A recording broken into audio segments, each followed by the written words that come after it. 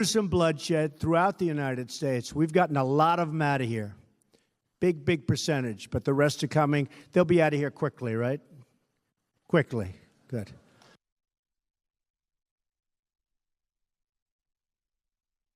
How about that? That was President Trump in his first term 8 years ago talking about MS-13, speaking to a crowd of police cadets on New York's Long Island, emphasizing his commitment to getting rid of the violent Salvadoran gang MS-13.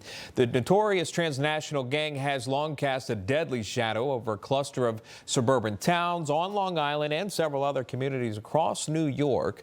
And despite major law enforcement crackdowns, the threat remains real and evolving today.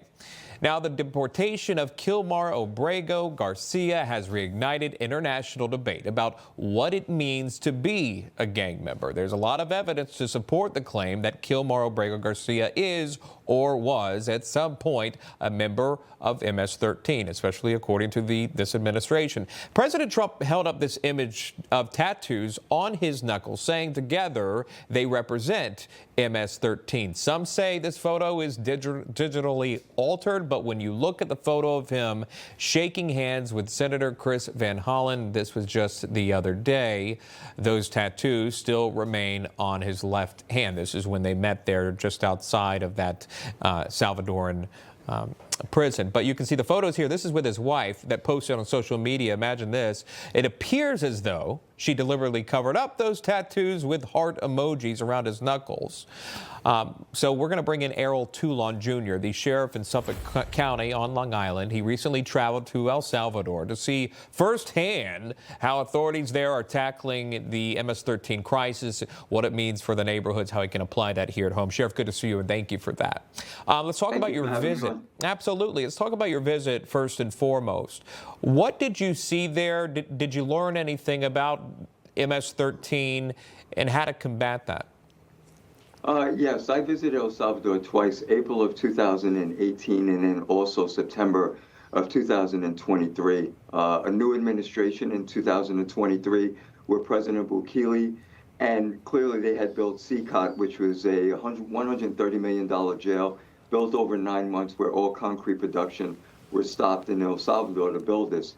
In this facility, there are 42 cells, 21 on each side, 60 to 70 individuals per cell. Not only high-level MS-13, but their rival gang, 18th Street. They can only wear their underwear and undershirts. There are only 2 bathing areas. There are no showers.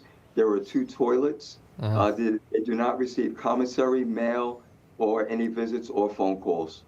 That really is the biggest description, at least that I've received so far, of CCOT and what they're enduring there in El Salvador. I wanted to ask, with your expertise and your knowledge, obviously, with MS-13, with gang members, this is exactly what I wanted to see. So here's President Trump holding up what is alleged to be Kilmar Abrego Garcia's knuckle. Now, it is written MS-13 across the top of the knuckle, but what it's denoting is the marijuana plant. It stands for M. The smile is S. The 1 is the cross, and then the 3 is denoted by the 2 eyes on the skull and the nose. In your experience, is that an MS-13 tattoo? Is it not? Can you weigh in? Yes, I would have to agree. And also, I would doubt that the President of the United States would hold up a picture that was an inaccurate depiction of MS-13.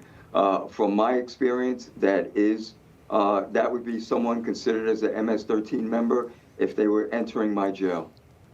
So, and we have so we have the handshake picture with the Senator Van Hollen as well in this moment. And I know it's far away, but you can see him there. The tattoos still exist. We also have this photo when he's hugging with his fiance and he has his arms wrapped around her. And she throws in some emojis on this picture here. That we can try to show you here. There it is.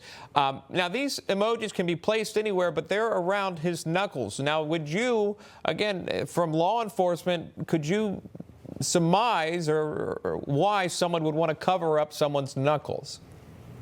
Well, clearly there's a lot of issues regarding him being deported to El Salvador, and so anything that could cast light or any negativity to the decision made probably would be why that photograph might be altered.